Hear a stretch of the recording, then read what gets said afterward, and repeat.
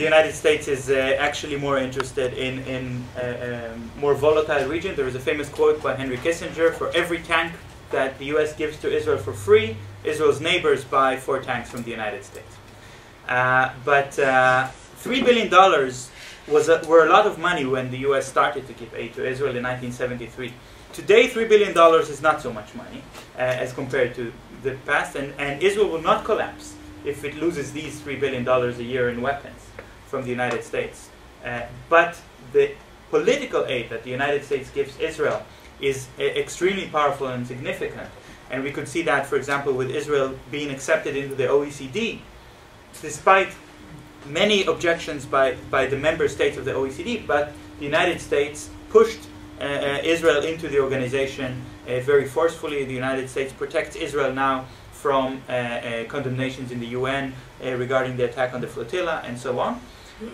So the political aid from the US is the main problem.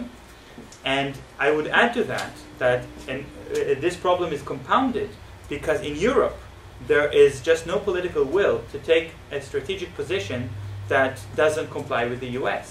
Even though the interests, the economic interests of the European Union are not the same as the US, they're just not willing to take their own position. The way to make Israel a burden on the US is to keep the pressure on Israel to comply with international law.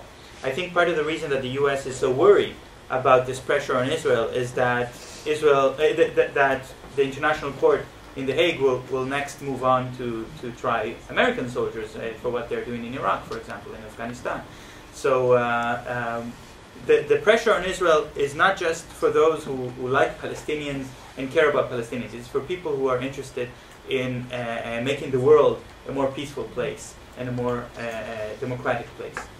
And I think that is already starting to happen. You can hear the voices in the United States of people who are worried that too much support for Israel is undermining the U.S. position in the world, and there's a limit to what they're willing to sacrifice on Israel's behalf.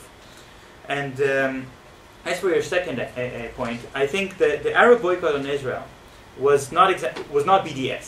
It was just boycott, and it was something that was only supported by states, organized by states, not so much by civil society organizations.